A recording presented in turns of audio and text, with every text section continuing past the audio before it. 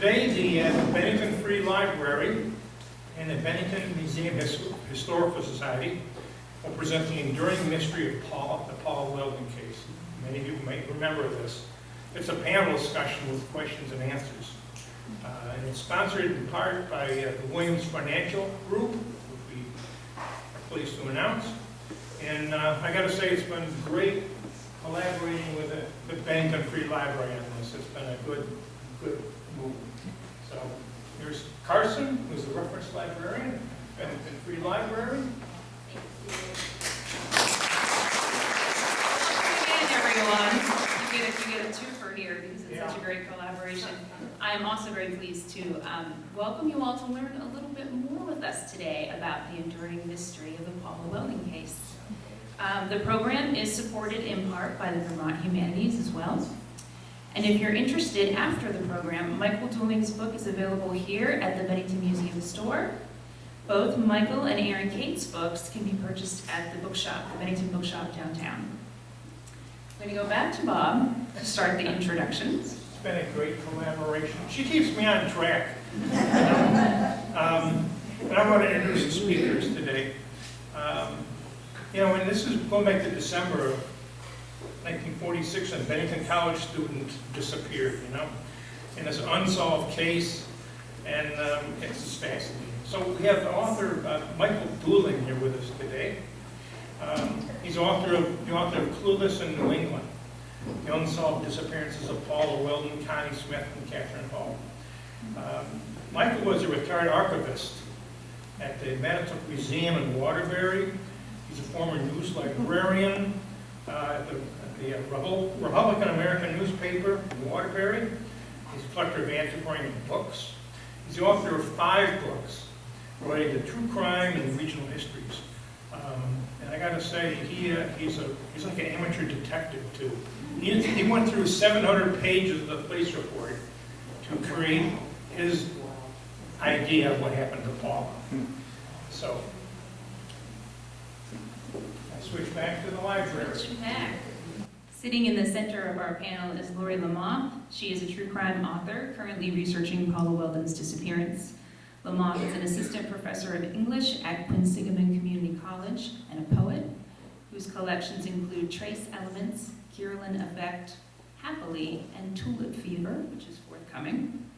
She holds a master's degree from Fitchburg State University and is an MFA candidate at University of Houston, Victoria. And our final presenter, sitting at the far end, is Erin Kate Ryan. She's the author of Quantum Girl Theory, a novel based on Paula Welden's disappearance. Ryan's work has appeared in VQR, The Normal School, Conjunctions, and Glimmer Train, among other publications. She holds a Juris Doctor from Boston University and an MFA from Bennington Writing Seminars. I also just want to give an extra thank you to the Bennington Museum staff, Dina Mallory, who likes to blend in the background, Director of Public Programs helping us with the AV, Jackie Morrow is recording, and thank you for the extra chairs, everybody. The format is that each panelist will present for approximately 10 minutes.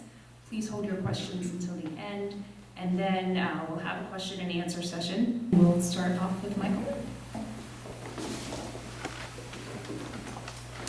Thank you very much. I'm stunned by the turnout today and very grateful that there's so much interest in the Paula Welden case.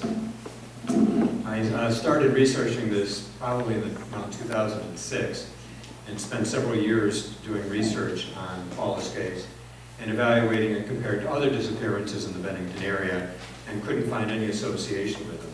But there were several other cases that had similar characteristics, so I started studying 3 cases. So fairly quickly I'm going to go through the 3 cases that I investigated for my book, and hopefully that will give an insight into my interest in the case. In 1936, Katherine Hall disappeared in Lebanon Springs, New York. That she was visiting her grandmother and had just arrived, and her father was visiting with the grandmother. She went out for a walk. She was seen by several people hitchhiking on Route 22 and disappeared, and there was a very large search for her, and she wasn't found. 7 years later, she was found by a group of hunters from Pittsfield, and they encountered her skeleton under a tree. And the police had no way to do any DNA analysis in 1936, and she was cremated, and her remains are in Lebanon Springs. So, but her, I don't know if anyone knows Pittsfield, her skeleton was found on the road. There's a community college, I think it's on West Street in Pittsfield, and it's a dead-end road, and it's a dirt road, or now a trail that goes up and over right into Lebanon Springs near her grandmother's house. But she was seen actually 5 miles away on Route 22 hitchhiking. Here's some of the investigators holding her skull. There were a series of other disappearances in Bennington, and they've become known as, you know, the Bennington Triangle, the Bennington Monster, and things like that. So I started looking into some of those disappearances. And in 1945, a hunter named Minnie Rivers disappeared. He had separated from his group and went into an area that they said was a difficult area to travel, and he was never found.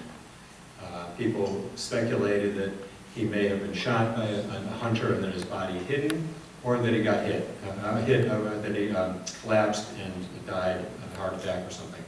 But they never found him, even though thorough searches were conducted in that area. Paula Welden in 1946, we'll get to her in a minute. James Tedford was an elderly man with some dementia, got on a bus in Bennington and headed up to, I think it was, I'm not sure if it was up near Lake Champlain. I'm not sure exactly which town it was.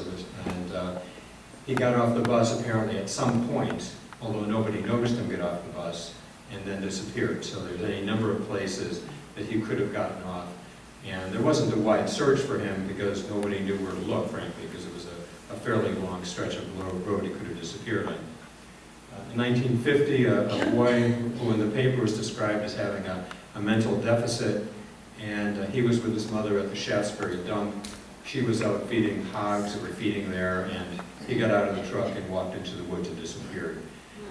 Never seen again. And then in 1950, this one is actually the most interesting of the group, other than Paula Welden. Frida Langer was hunting with her husband and her cousin, and her husband stayed back, and she went out into the woods near Somerset Reservoir, and supposedly, according to her cousin, had fallen into a stream and was wet and came back to the house, and she was going to walk the last 150 yards to the house, and he went back out hunting, which sounded a little funny to me. But then, nobody found her, except years later. The following spring, her body was found downstream from one of the streams near Somerset, and it was determined that she must have gone back into the woods, fallen into another stream, and then floated downstream. The whole thing was very suspicious, and her cousin was very suspicious in the interviews by the police. So maybe there was a hunting accident with her. He didn't want to own up to it. Nobody knows. But the police were just happy to find her, and that was pretty much the end of the case. I couldn't find any relationship between Paula Welden and any of those cases. It just didn't seem to make a lot of sense that, a boy disappearing and escaping from his mother's truck in the middle of the woods, an elderly gentleman who got off a bus at the wrong stop and got lost, and Minnie Rivers, a hunter, just didn't seem to have the same characteristics as Paula. So I started to look into Paula's case in the most depth, and she disappeared on December 1st, 1946. She was from Stamford, Connecticut, and was a sophomore at Bennington College. She was last seen walking up Harbor Road to find the entrance to the long trail. And a number of people saw her. She had hitchhiked from the school down to Route 9, somewhere down Route 9, and then either walked or hitchhiked the rest of the way up to Harbor. And she was never seen. The assumption when she was, after her disappearance, was she had gotten lost in the woods. It took Everything they did for the first 5 days related to that theory that she was lost in the woods. And it was never speculated that maybe she had been abducted. This is just photos of where she lived in Dewey House on the Bennington College campus, and the Commons where she worked in the cafeteria. Now, there are several investigators who investigated. The first one was Sheriff Clyde Peck. Now, he was a political appointee. I don't believe he had a lot of investigative training, but he was the guy at first. And he interviewed a number of people, but unlike the policeman, didn't record what they said. He just said, oh, I spoke to so-and-so, and he didn't see anything. It was that kind of verbal reporting.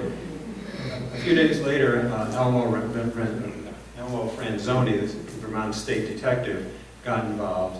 And he worked on it for a few days, but even he didn't consider abduction as a real possibility. So he said he was going to get off the case because there was no evidence of a crime. But there was no evidence of anything at that point. Connecticut State Police detectives were brought in when the governor of Vermont called the governor of Connecticut and asked if they would investigate. At the time, Vermont didn't have a state police department. They were formed as a result of the Paula Welden case. And they were founded in 1947. So two detectives, Rundle and Scoville, were sent to Bennington, and they spent several weeks here doing investigations and interviews. And that's the only reason there are any files whatsoever, or case files, related to this case. And they're fairly extensive. I think there's 666 pages of case files that are available. Let's see. This is an example of one of the Connecticut State Police case file interviews. It's a 20-page document where they interviewed, on the right, they interviewed Elizabeth Johnson, who was Paula Welden's roommate. And they got into every aspect of Paula Welden's life, including her relationship with boys and her grades and her goals in life. And she had her parents wanted her to go in one direction and she wanted to major in something else. And sort of typical kinds of things you go through when you're growing up. Just that trying to do something different than your parents want you to do, not in a bad way, but in a good way, in a productive way. 20 pages of that. This other one is a mileage chart showing Paula Welden's track that day, who saw her where, so they could at least find an estimate. She was all the way up to the top of Harbor Road when she was last seen. Oh, there was one suspect that was determined, a man named Alfred Gadet, and he was the boyfriend of Viola Maxwell, who lived on Harbor Road, and they apparently had a fight because he thought she was cheating on him, which she very well may have been. And he stormed out, jumped into his truck, and drove up the road around the time that she walked by. So it was never, they interviewed him several times. They were never found out whether he was telling the truth, because he kept changing his story. And they didn't have any body, they didn't have any physical evidence, and there were no witnesses. And he was never accused of anything. And he very well may have been innocent. And very briefly, I'll talk about the last case. This is the Connie Smith case. Both Paula Welden and the Connie Smith cases were national cases. Newspapers all over the country covered these cases. Connie Smith was from Wyoming. She was a summer camper at Lakeville, Connecticut, which is right in the corner of Massachusetts and New York State. She disappeared in 1952. Last seen hitchhiking on Route 44, heading toward the center of Lakeville, where it was believed she was trying to get to a public telephone to call home. And again, the first assumption was she was lost, and that was the approach everyone took, and she was never found. Here's a picture of Connie with her wanted poster. On the right is a map of the Camp Sloan in the 1950s. Thank God for eBay, because I found a scrapbook kept by a camper the following year that had all sorts of material in it. And I bought that on eBay and used some of it in the book. And this is one of the last slides. This is with Connie Smith, they actually went to Virginia to interview a psychic horse named Lady Wonder. And they tried anything and everything. And the horse had some success in the past, which I can't get into at the moment, but she would lift up letters on what looked like a big piano or a xylophone, and lift it up with her snout and spell out stuff. And Lady Wonder sent the investigators to Los Angeles to look for Connie. And Connie's father ended up on the Art Linkletter show. Many of you might remember that. And pleading for anybody who knew where his daughter might be. And it was the first time that we know of that television was used as a source of trying to find information about a missing person.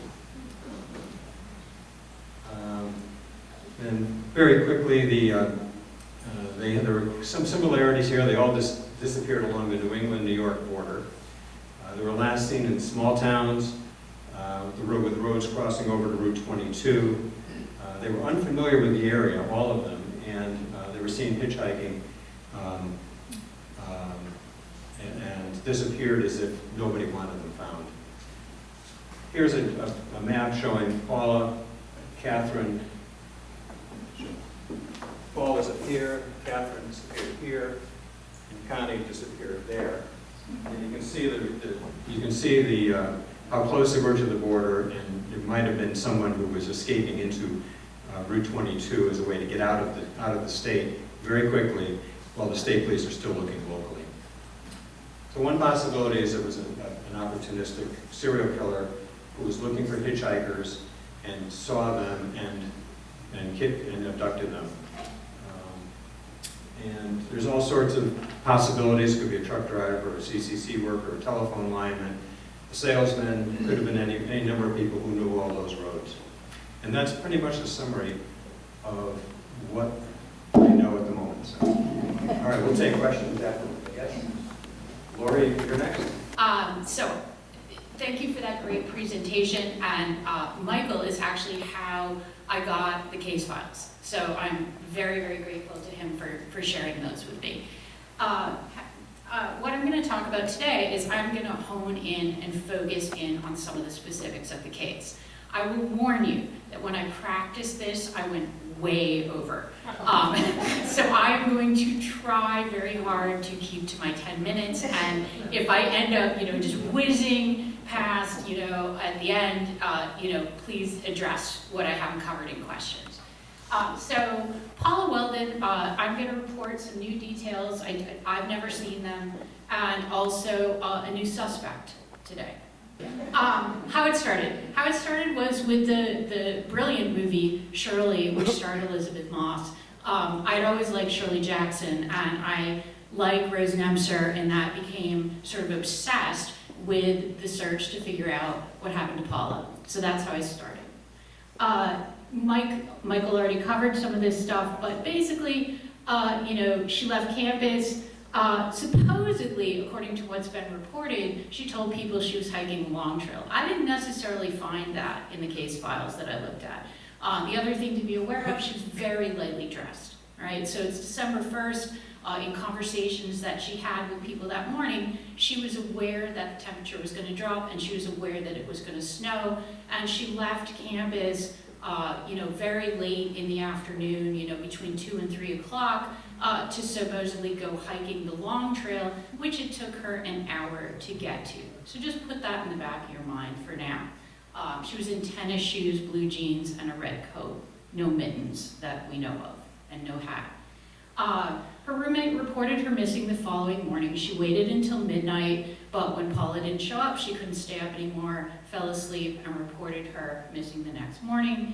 And as Michael also mentioned, there was no state police unit, so the next morning, after this all sort of went down, under the pressure of, Paula's father, who's a fairly successful industrial engineer, that sort of led to the creation of the state police.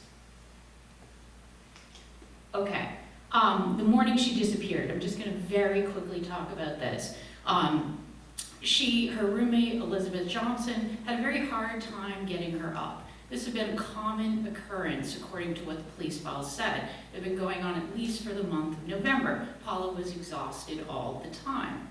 And so that, the previous morning, Paula had been so tired that Elizabeth actually had to flip her bed over to wake her up so they could go work their shift. The same thing, she didn't flip the bed, but same thing, had a hard time getting her to work.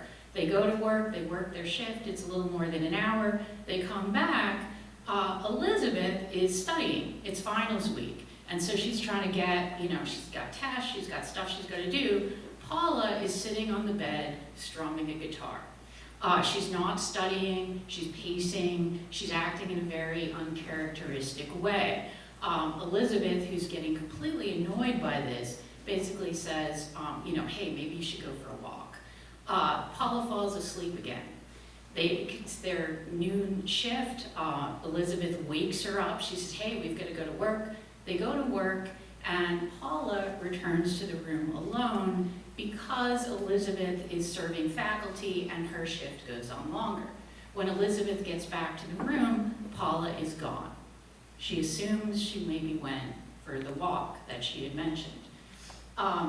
As she's leaving the campus, she's seen, as Michael also said, many people saw her. Her last movements are not really in question. There are friends who saw her leaving the campus. One interesting thing, which we're also going to quickly circle back to, is there was a guy who worked at a gas station, and he saw Paula run up this sort of gravel slope, stop, and run down. So the question is, why did she do that? All right, Paula's final journey. As I said, there's plenty of witnesses for this, which I hope to write about at some point, but she was basically hitchhiking. She goes through Bennington Center, she gets up to Woodford Hollow, and she's going to the entrance of the trail, and she's actually seen by various people at the beginning of the trail. When I was researching this, I got into correspondence with a guy who grew up in Woodford Hollow and used to hike along that trail all the time, and he actually sent me this map and gave me a lot of information about what it was like back in the day. As you can see here, this is where she's last seen, and this is what is known as the Faye Fuller Shelter, which we're going to get into in a little bit. But again, you can see that these are some landmarks along the way. Another thing to be aware of, which I'm going to talk about a little later, is as you move up that long trail, it was getting dark by the time she got there, it was getting cold, and there's a big stream, and I know this because I hiked it myself, and it is very difficult, if not impossible, to get across this stream in tennis sneakers in cold weather without getting completely soaked. Did she turn back? The last thing I want to talk about the day she disappeared is there are many reports by neighbors of a so-called, what I call the mystery couple. There's a couple staying, let me see if I can go back, in this shelter, which I'm going to show you a picture of. So there's this couple in a maroon car. The car was backed into the shelter driveway. Nobody could see the license plate. And this couple was seen there at 3 a.m. on Sunday morning, seen at 6 a.m. in the morning. The car left during the day and returned at dusk, was never seen again. This couple, which may or may not have included a blonde-haired woman in some type of reddish, brownish coat, with a man, was never found. They were never located, and nobody ever could figure out who they were. This is a picture I found of the Faye Fuller Shelter, very rustic, very small, and as you saw, that's where it was very close to where Paula was last seen. Okay, 1 year later, this is where things get really interesting. This is where in the files they have the so-called Felicia Warburg incident. In 1947, a year after Paula disappeared, this professor of mathematics and philosophy at Bennington writes a little flirty note to one of the undergrads named Felicia Warburg. Apparently that was sort of common-ish at the time. Faculty-student relations were a little bit different. But anyways, Felicia, she gets the note, she's kind of excited, she's showing all her friends, they're showing their boyfriends, they're trying to figure out who wrote this anonymous note on letterhead. Well, it eventually makes its way to a student at Middlebury. He sees it, they realize that it's this professor called Hillis Kaiser, and he freaks out. And he says, okay, first of all, Hillis Kaiser was my professor. He failed me in a course because I walked in on him in a compromising situation with a student. Some accounts say it was a nurse. Regardless, they say he basically was forced to leave Middlebury College under a cloud, and he then went to Bennington. And so then, a year after Paula goes missing, he's writing these flirty little notes to a woman who looks very much like Paula. Multiple people in the police files talk about the strong resemblance between Felicia Warburg and Paula. Eventually, Felicia decides, the boy and Felicia both decide they need to tell somebody about what's going on. So the guy goes to the authorities, and Felicia tells her mom, and her mom says, you need to tell the college president, who is Frederick Burkhardt. So she does. Once that starts happening, I'm going to skip ahead there, the college president gets involved. And to be fair, from what I can tell from the files, he does everything he can to get to the bottom, not only of the Felicia situation, but of the Paula situation. Because the reason the Middlebury student was so concerned was that it just so happens that Kaiser was Paula's teacher and then her advisor. So that sort of, was floating around. During this situation, number one is Felicia became very concerned for her safety. The Middlebury student, whether or not you believe his story, said that there were 2 attempts on his life, one of which involved a, quote, red car.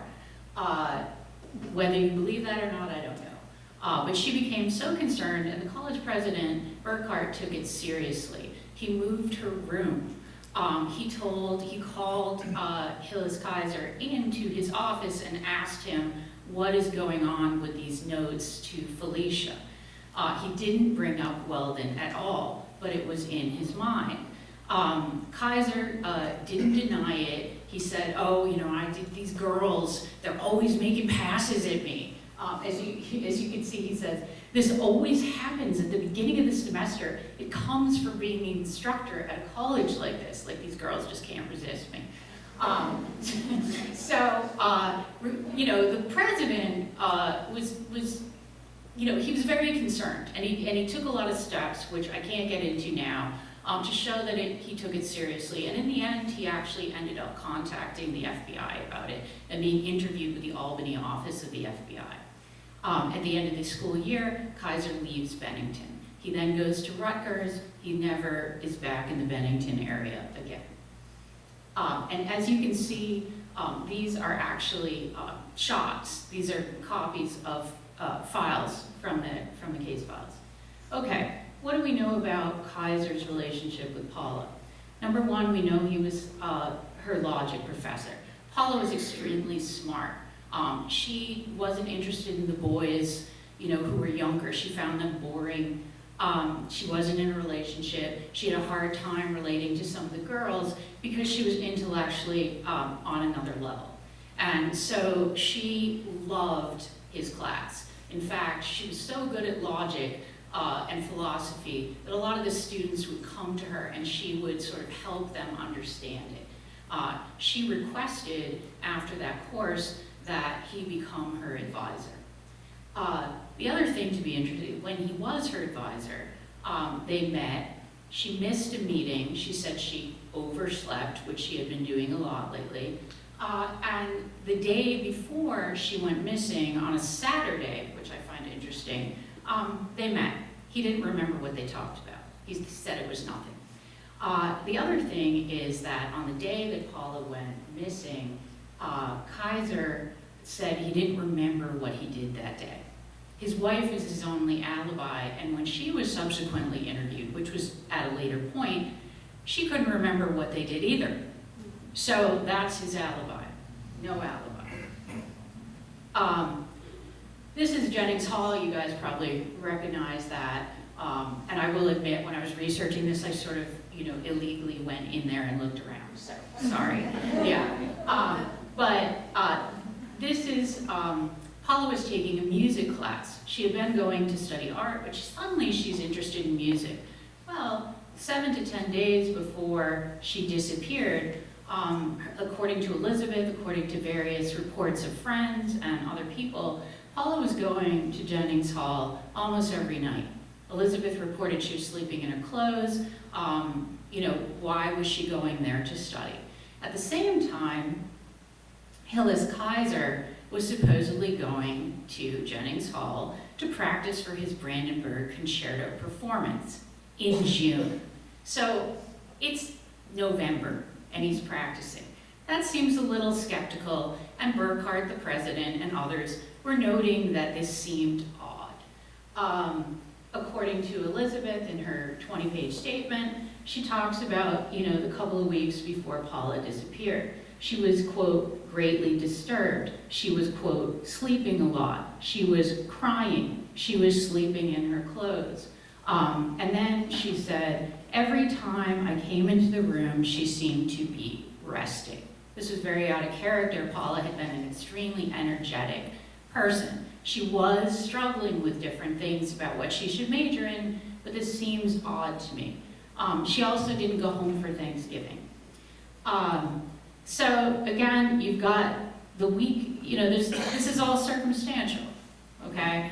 But you've got, Paula and her beloved advisor professor meeting at Jennings Hall, which, as it says there, had been known as a place where people would meet for romantic encounters. You also have, them both there. You have him meeting with her the day before she dies, and he has no real alibi for that Sunday. I'm going to skip ahead. I'm getting to the end now. This is 1955, so time has passed.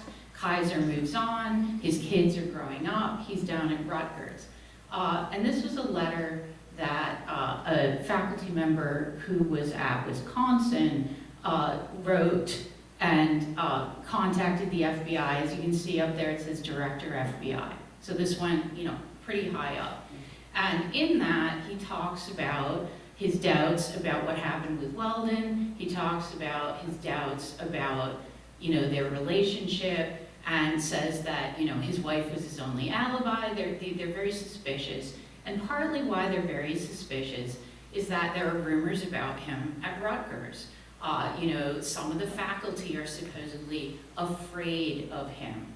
There are rumors his wife wanted to leave him. I looked up the ship sailings, and she actually did go to London with the children. There's also some allegations about a relationship with his daughter, which I'm not going to get into, but you can figure it out. Okay, what forensic evidence is there? Because you need forensic evidence to solve a crime. Well, in Paula's room, when they searched it, after she went missing, they found several things. I can't locate these things right now. I don't know where they are. I'm hoping they still exist. Number one is they found bloody handkerchiefs and panties in a room. The thing that I think is significant about that is that 4 of them were men's handkerchiefs. So why does she have these bloody handkerchiefs that belong to a man? They were hidden behind her radio. They tested them, and the test came back negative, supposedly, but there is no test results in the file. How's it going now? As I said, I did go to the place where she was last seen, and I did hike several miles up the road there, up the trail. And one of the things that struck me is that I find it very unlikely that she would have gotten lost, because it's the trail. It's not the new entrance to the long trail. It's the old entrance. It's extremely steep on either side, and you can hear the stream running the entire time. it's almost impossible to wander more than 10 or 20 feet because you'd be going up a hill and you would know you were off the trail. The other thing about that is there's that stream, which has a bridge now, but I mean, back then, why would she cross that in her sneakers? Why was she really hiking the long trail? Or was she meeting somebody? Okay, so these are my questions. I'm interested to hear your questions at the end. Number one, why was she upset? Why was she crying? Why was she sleeping all the time? I'm sure you all have some theories about that. Were they involved? Number three, could Kaiser and Paula have been that mystery couple at the Faye Fuller Lodge? Was that them meeting there somehow? Did she commit suicide because of a love affair gone wrong? You know, was Kaiser, you know, pulling back? Was something going on? If they were involved, was there somebody else? And then the last thing, which is the big question, is could he have had something to do with her death? Okay, quick thank you to all the people who helped me on this. And now, I think we're on our next speaker.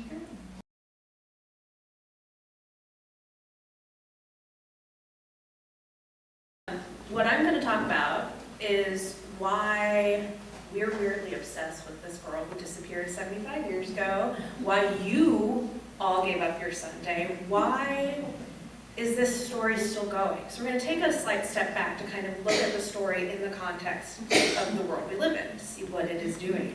I've studied missing girl stories in literature for many years, and I can say a lot about why missing girl stories themselves are interesting to people, but we're here about Paula, so that's what we're going to talk about.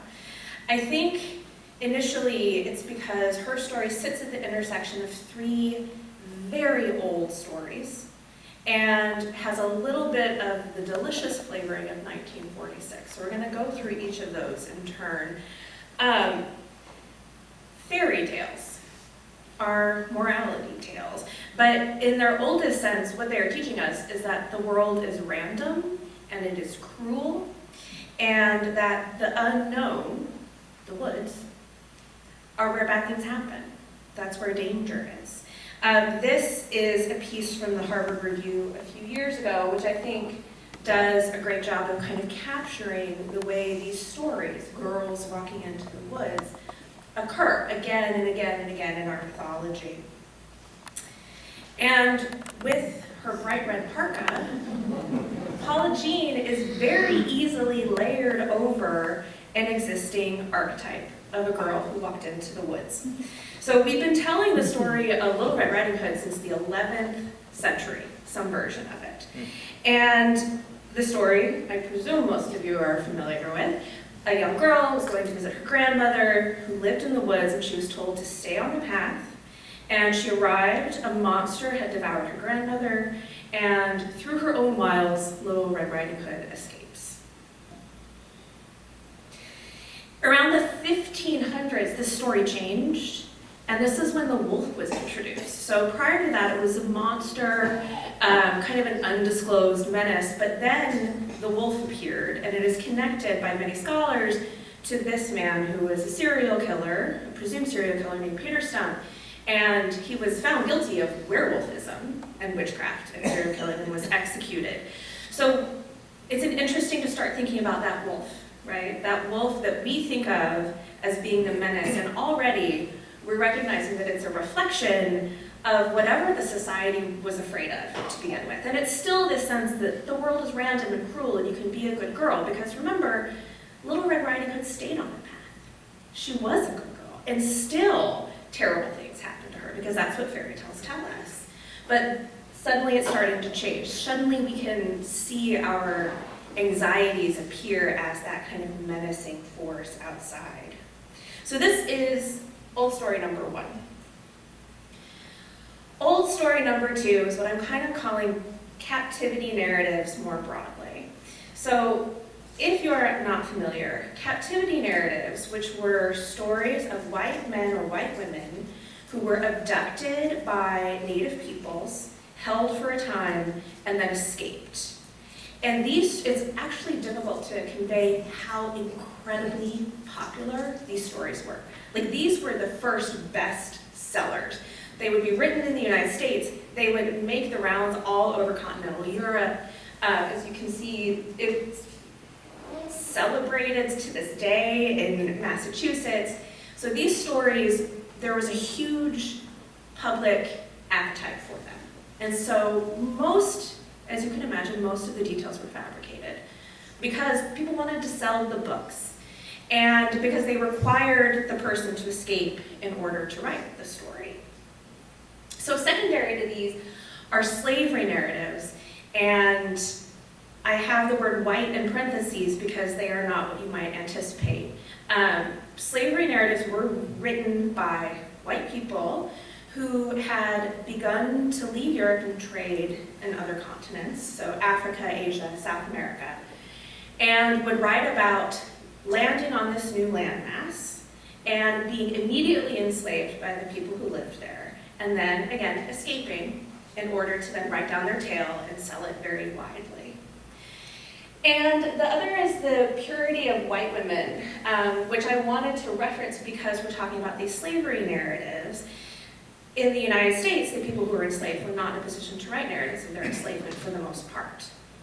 But the stories that were written were actually written where white women still were the victims, because we had a property system where white men could rape black enslaved women and would not interfere with the property or family structure, because if the woman became pregnant, the child would also be an enslaved child, and it would not interfere with the passing of property from person to person. If a white woman has sex with an enslaved black man with the possibility of becoming pregnant, all hell breaks loose, because then she's giving birth to a child who is black, which under the codes should be enslaved, but she is a person of means. So there was this cultural story that was written saying, enslaved black men are menacing, and white women must be protected from them. And it's a story that completely flattens the fact that these white women were in fact enslavers. It flattens what white women were capable of. It turns them into victims immediately, right? They have to be protected.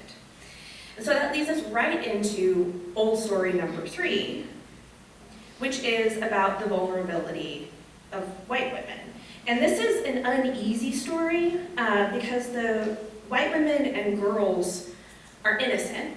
They're under threat from an outside force, and threat and outside are defined by whoever is in power at the time. But they have to also be deeply desirable, which is why we can see the evolution in the imagery attached. For instance, this is a 19th century etching of Little Red Riding Hood, and here is a contemporary one. So the images become slowly sexualized, but then the threat, the imagined threat, which used to just be the open and cruel, unfair world, becomes more concrete, more animal, and more sinister.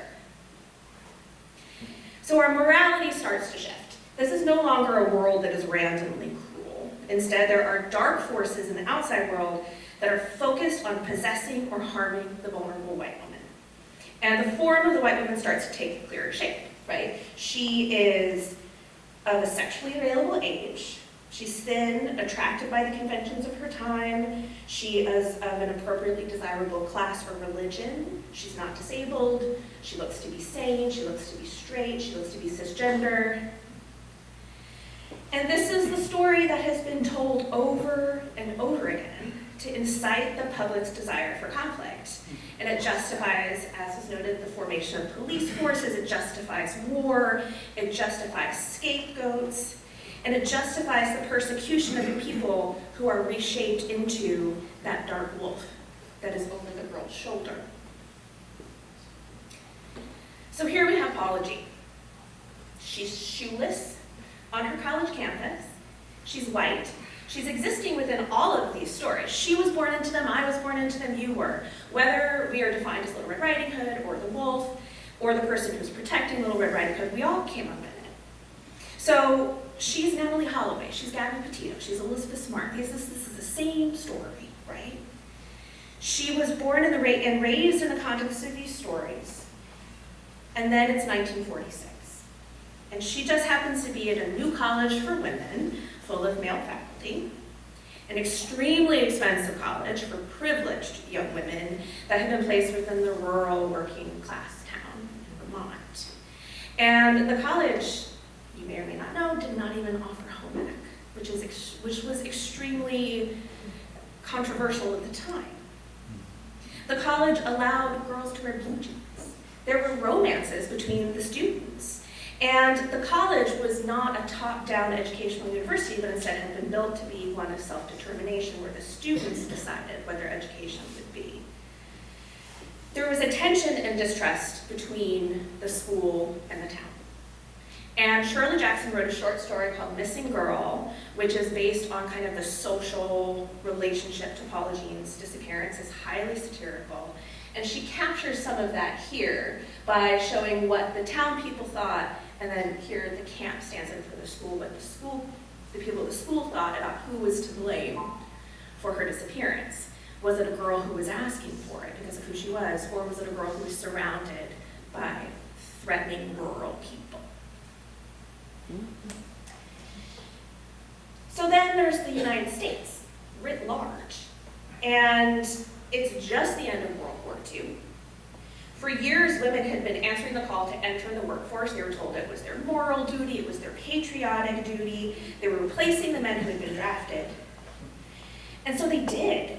They entered, they were good at the work, some of them enjoyed the work, some of them enjoyed the freedom that came from the strict requirements of femininity as well, which was a similar freedom that the students at Bennington were enjoying. But then the war ended. And women's new moral duty was to leave these same jobs and fields that had given them fulfillment and income. They had to make room for their returning soldiers. They had to put on their aprons, hang up their welding masks. They had to make babies, and they had to be trophies. If they insisted on having their own income, they could do it at home in ways that conformed to our understanding of the white feminine ideal. But the women who didn't do that were immediately regarded with suspicion. The ones who kept on their lap hooks, the ones who stayed in school. They were endangering themselves and the fabric of American society by not going back to where they were supposed to be. So they were becoming a new type of morality tale because these women's desire for education, for career, for fulfillment was going to be punished. And it's a punishment narrative that we still share today. So, oh dear. When Paula Jean Welden walks into the woods, she wasn't just wandering into the old morality tale of Little Red Riding Hood, where the world is cruel and random. She was, on the one hand, the perfect missing girl. She was white, sexually appropriate age, thin, wealthy, conventionally attractive, probably sane, appeared not to be disabled, appeared to be straight and cisgender. But on the other hand, she was a white woman refusing to leave school and marry a returning soldier. She was a white woman wearing pants. She was a city girl, naive to the Vermont mountains. She was a victim of her own independence. So she was breaking the rules from the moment she stepped out the door, or maybe the moment she woke up in that morning. And I think it's that paradox that makes Paula Jean Welden's mystery so enduring for so many people. She was still wandering in the deep, dark woods, still vulnerable to whatever shadowed menace was in our imagination: communism, socialism, racial equity, sexual threat, pregnancy, incivility, feminism. Maybe she was innocent, or maybe she was to blame. And there's a tremendous temptation to sit on that delicious pinhead of sympathy and scorn. The satisfaction of recognizing a story that we've been told over and over and over again, and getting to pass judgment. I think that's why we return. We get the titillation of danger and the safety in knowing that we will be spared. Thank you.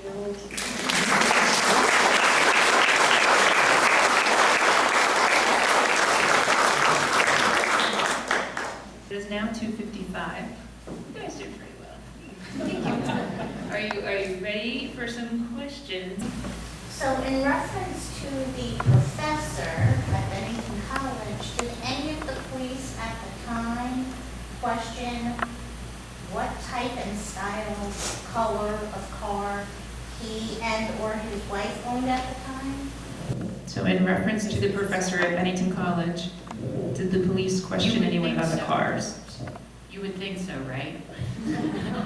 In 665 pages, I didn't see anything about what kind of car he owned or drove, or his wife owned or drove.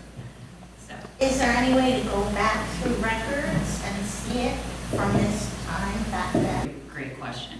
I'm not sure, but I would imagine there might be.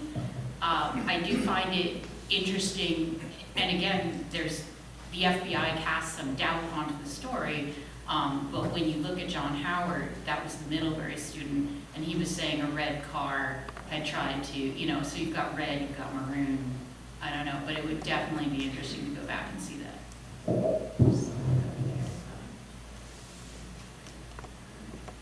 So, why was it written off, basically, that she wasn't abducted? Why was her abduction written off? Anybody? I think the general consensus now is that she was abducted, but I don't think they thought like that in the 1940s or 50s or the 30s. It wasn't top of mind. She must have gotten lost. Must have gotten lost in the woods, and we're going to go find her. And that's what they did. The sheriff wasn't a trained detective, and he organized a search party, including the students from Bennington College. The largest search party, I think, in Vermont's history, probably to date. That was the assumption they ran on. It was really when the state police detectives from Connecticut came in that was more considered. Does that answer your question, sort of? Sort of. There's no real answer. I don't have the perfect answer.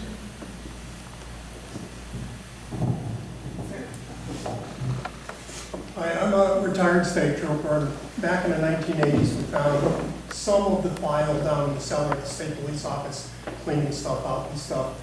And a few things that you mentioned that caught my mind, because I read it cover to cover back then.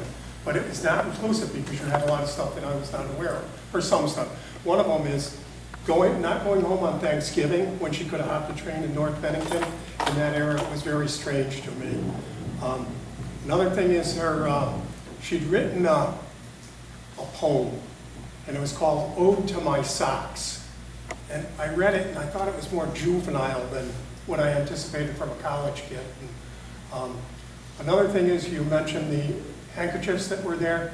In the report that I read, and eventually shipped up to headquarters because they just can't keep it local, it was more along the lines of the female cycle, which to me said, well, she wouldn't be pregnant if there is that kind of evidence back at the dorm room. And another thing is there were uncashed checks that she had in the dorm room where she did not, well, if she needed money, she didn't cash her checks to go somewhere with somebody. There was no money trail. Right, so there they are, uncashed. Did she need the cash? A few other things. I know where she went into the woods. You want to step to the microphone? You're easier. There we go.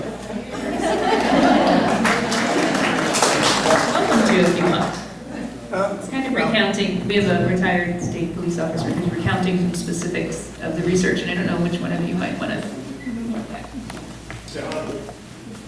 I am a retired, my name is Skip Egerholm. I did my entire career at the Shasbury office, and a few folks in here, and I have always been interested in history, and we talk about it and stuff, but one of the guys in probably 1985 to 88 found that file down in the cellar. It's not all inclusive, but it did have things like the nut file, bizarre stuff that you only see on the internet now, how weird it gets. They were all inclusive in there. The stuff that I just mentioned, I was very surprised at how limited they were in their investigative techniques.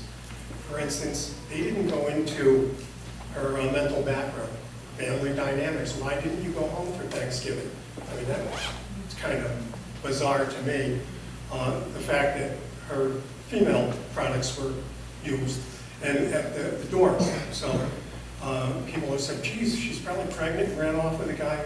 Highly unlikely that she was pregnant from what I read, but you know, it was either a sheriff's report or a report that lacked the depth that I would have gone into. Like I would have gone to the infirmary and asked for records on depression, or on any medications. It just was not there, so we'll never know.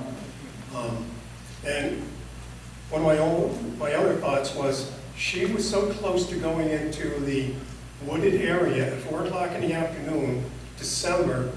It was getting dark. Why would you do that? And then, what is the probabilities of you being found and tracked by a murderer in the short distance? Because that's the old trolley.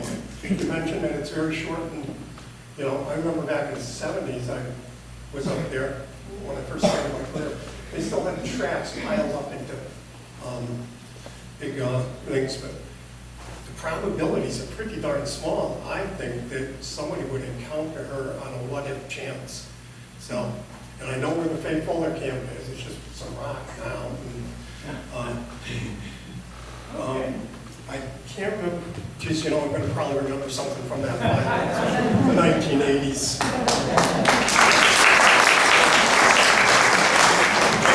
Follow-up comments to that? Yeah, I'm pretty sure, and I think it's in my book, that when I looked at the school calendar for 1946, that in those days, Thanksgiving did not extend into Friday. So it was a day on Thursday, and I believe Friday was back to school. I'm pretty sure that's the case, and I have it in my file as well. I'm just going to speak to two things very quickly.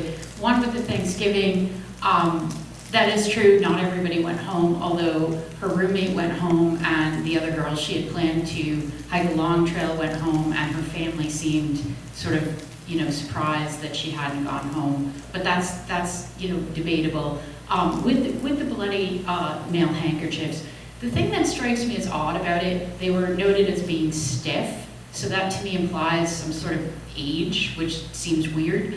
The other thing is you had 3 hidden behind a radio on the desk, and then you had 2, one was a female, one was a male, in her second dresser drawer with the panties. So that just strikes me as odd, but why behind the radio? Why do you do that? I don't know the answer to that question. But thank you, those are awesome. The mysterious disappearance. Yeah. Yeah, I just want to add that that's a very ancient area. So the Amenities, it's like 10,000 years old. There have been disappeared people. And right now, Broadshot is opening up a site down in Brattleboro where the West River meets the Connecticut, that's known as a vortex. And it commemorates missing people, disappeared people. And Glastonbury has a legend of being a place where there's a vortex, a spiritual vortex. And they have rituals that you do if you go there and everything starts, you know, birds stop singing and all that. You have tobacco with you, start walking backwards, you know. But, and I have a geology friend, world class, who claims that the fissures there are limestone. So theoretically, it could be a link to an intricate cave system. People fall into the fissure like a deadfall, and they just kind of go into the caves. So it's Those are other the Glastonbury Triangle approach. Any other questions? Yeah. Has there been any psychic type investigations of Any this? psychic investigations? The horse? The horse? Of course. Oh, the horse, yes. At the time, Dorothy Canfield Fisher offered her personal psychic to Archibald Welden, Paula's father, to consult. And then he also consulted with Clara Jepson, who was another local psychic. And there have been Bennington Banner articles up through the 70s with psychics still writing in, saying that they have had dreams or visions of where Paula is. Was there anyone that stood out, or some repetitively gave clues or locations? There was a lot about crossing a bridge in water. There was a fair amount about large, long black cars. And so then there were people who were trying to make this maroon car fit the black car. Mr. Welden was sent to a couple of particular trails to search, and they would find like ice-encrusted blue jeans, but then they wouldn't be hers. Or they would find a pair of panties or another red coat, but none of it ever actually came to fruition. Jamie, This is just slightly related to the question about psychics or clairvoyance. Claire Jepson was a very, very famous, nationally known clairvoyant who lived in the county, who was involved with multiple of the missing people that are associated with the Bennington Triangle. And one of the people, I just made a connection, one of the missing people was last name Jepson. Was there any relationship? Do we know? I noticed that as well. I'm not sure. I ran across the two names too, and for some reason, I don't think they're related, but at least there wasn't a parental relationship, but I don't know what, I don't know. Is Jepson a common name up here? I don't know. Wasn't there a Paul Jepson that had a sheep farm on Whitehall Road? Jepson with a sheep farm. No, I think that was the dad. That was He the alive when I came on the state police in '77. I talked Well, to him. when I was at college in Bennington, he had Paul Jepson's sheep farm was there. Walter Steck was there now. So is But Jepson a common Was name he around here? related? Yeah, it was on White Creek Road. Yeah. Yeah. Okay, well, maybe it's a common name. There's a hand way in the back there. If you want to stand up, I'll repeat your question. When was the last time there was any information on Paula Welden? When was the last time there was any new information on Paula Welden? When was the last breaking news?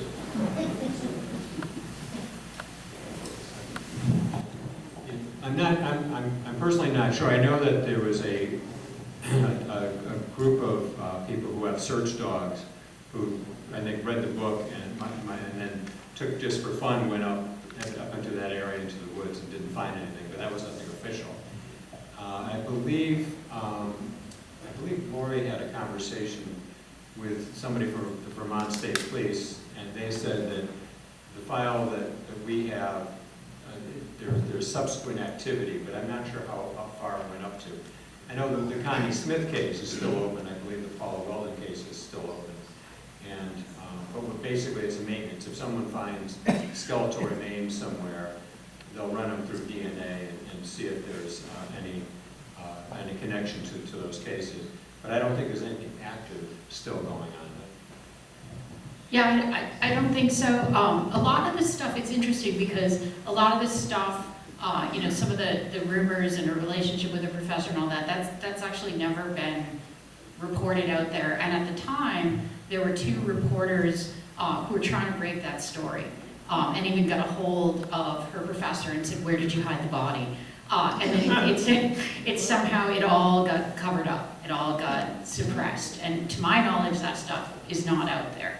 I did speak with somebody down in Connecticut in the state police on the cold case unit, trying to track down these potential DNA samples, and have not resolved that yet. But There was also just some very interesting activity through the 50s. One of my favorites is that a Western Union courier said that someone named Paula Welden had signed for a package in the Empire State Building in 1951. So they sent everyone there running to see, and he then suddenly couldn't find the slip, but at least he made it into the New York Times. And the other was that Elizabeth Johnson, Paula's roommate, had a younger sister named Priscilla Johnson, who also attended Bennington College and was a violinist, and had her violin, which was like a Stradivarius, stolen from one of the common rooms. And when they found the person who stole it, so this was maybe 1951, when they found the person who stole it, he had all of the news clippings about Paula Jean Welden in his pocket.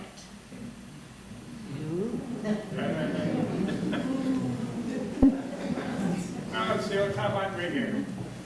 I know at the time Paula's father spent a great deal of time up here and really pushed it.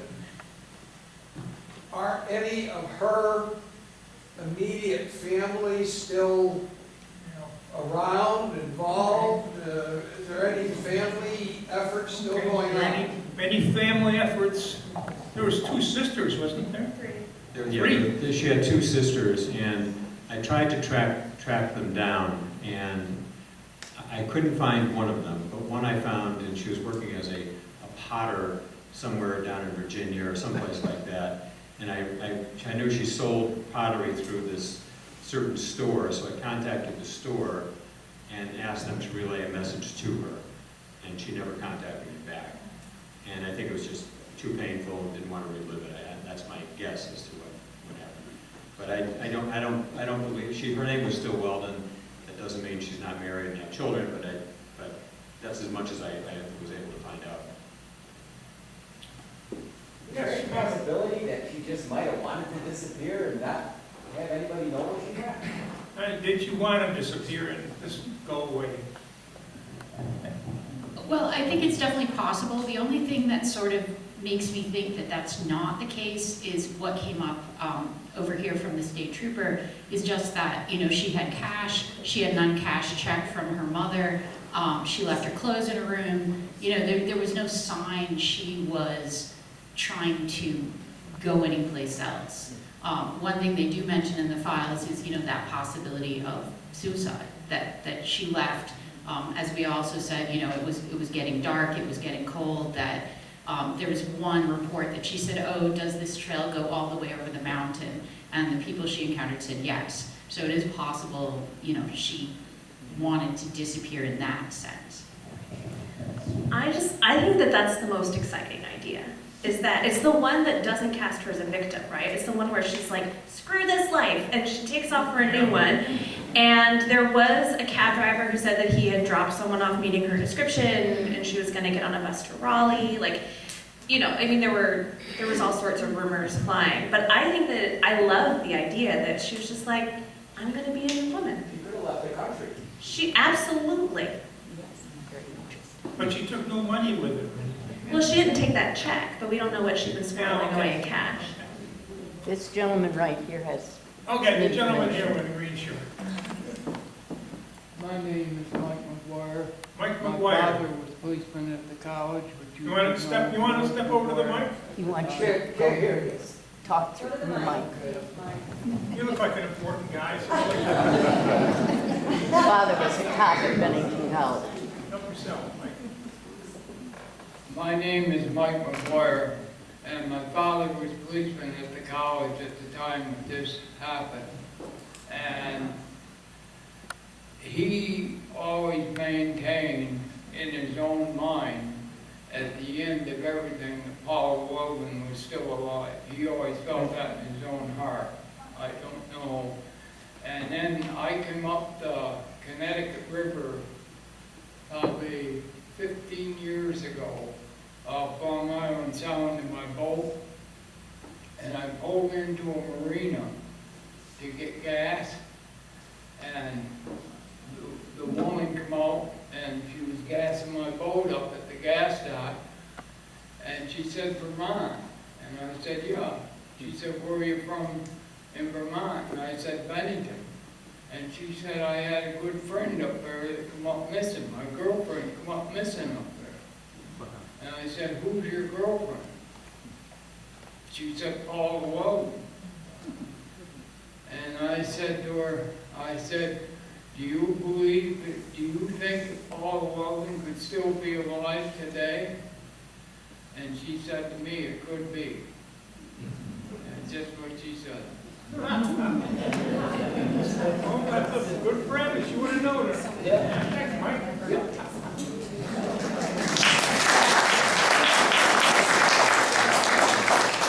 I believe he also mentioned to me that at the time, her parents were going through That's what my dad. unpleasant, either looking at divorce or separating, but they were in a Paula's contentious. parents were not getting along. Correct, which leads me to believe maybe she didn't want to go home for What Thanksgiving. was the home life like? Any insight in that?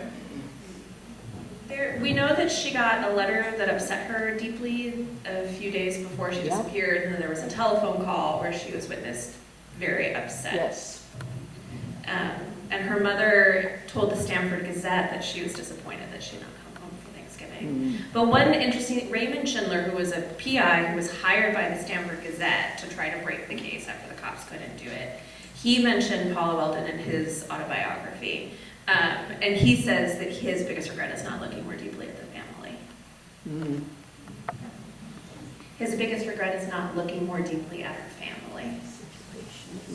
Wasn't the blood ever the blood found on the evidence? Did they not investigate what it was? This is 1947, I guess.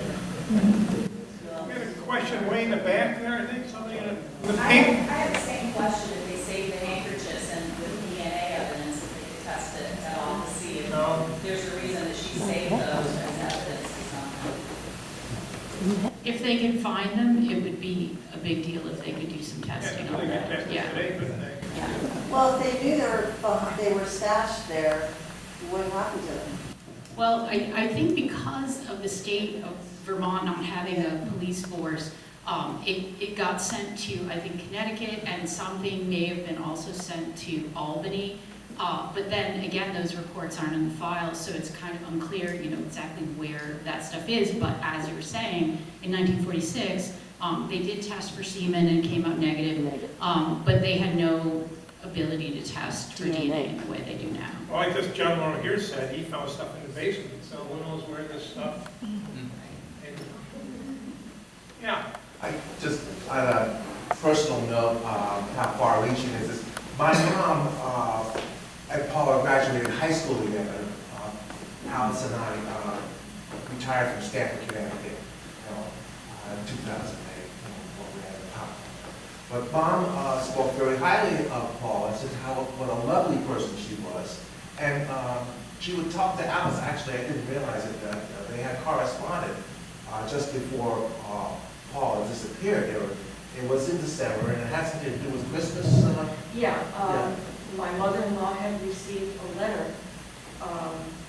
at some point that Paula was coming home for Christmas, and she would like to, see her. They had a lot to talk about, and then of course she disappeared. And my mother-in-law kept these letters for quite a long time, and then sadly my mother-in-law's gone now for the last 3 years, and her belongings are out in California. I'll certainly find my sister up and see if we can find them. Yeah. Well, my mom graduated, I guess it was the class of 44. And I couldn't find her yearbook. I had my dad's class of 42. So we'll look into it. And pass it Yeah, along. well, there's some more evidence, maybe. I see Brookdale Road on the article on the board. It's a lovely neighborhood. That's a couple of miles north of the Mirror Parkway, connecting Irish and Schofield Town Road. Prestigious Stanford area. Museum is that way. And it's a beautiful affluent neighborhood. Cool. Yeah. I was just hiking up there yesterday. This gentleman was hiking up there. And I was thinking about this, and I agree that she got lost up there is very unlikely. It is a very steep valley on either side. If she wanted to commit suicide, she would just dump in the river. It's everywhere there. You basically go along the river for miles and miles, and that's where the old Long Trail went. I don't know where that camp was. There's no trace of that in. But Is it off Harbor Road? Is that the yeah. place you're talking about? The other thing is the way you described her, she would have become hypothermic very rapidly into the night. It just wouldn't have. Talking about Faith Fuller Camp? Yeah, the Faith Fuller. Yeah, left-hand side of the road about a quarter mile before you get into the narrowed-up trolley area. Oh, is it still on the road, or is it on the Forest Service It's a road? pile of rocks. Past the last house? Okay. there, I don't know. Yeah, anyway, there's no trace. It's Okay, funny how that's things, good information. there's a lot of bricks and charcoal remains up there. Way in the back, we got a young lady wants to. I'm sorry. I'm sorry. We'll have to have people come up to the mic maybe. Or how are we doing? We solved the mystery, or we... Created more. Someone told me there was an ironworks mine and she fell into the mine. She says that there was an ironworks mine up there and she fell into the mine. Yeah, there was some stuff up there. It was, I mean, potash, and they did some other stuff up there, but it was a long time ago, and I don't think there's any dangerous areas. There was a large gravel pit that they actually fully excavated in case she had fallen in.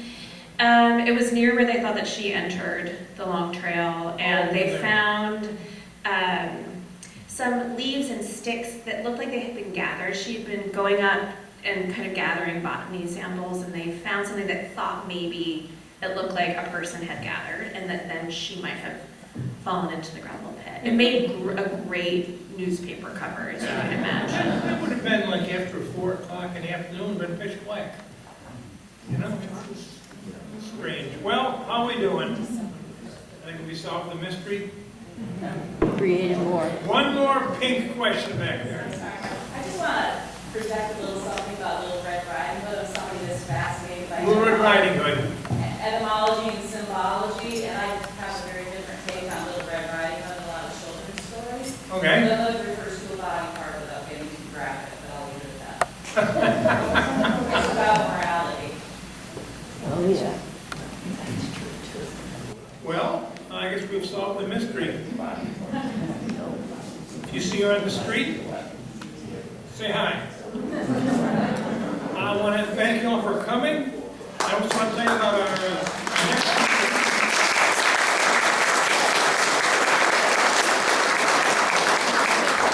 There was a great balance here, the three of you. That was really good. But our next meeting is going to be another good one. It's going to be October 16th. It's going to feature the history of the Civilian Conservation Corps in Vermont with the Marty Podzak. And I heard this guy speak.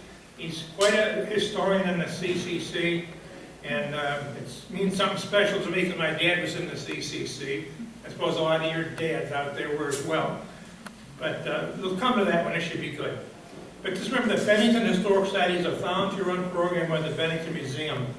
We offer these programs at no charge. So please, consider supporting our efforts with a donation of any kind. You can go to the internet, you can do that, or you can just plop money in the basket. So thank you very much, and we'll see you all in October, if not sooner.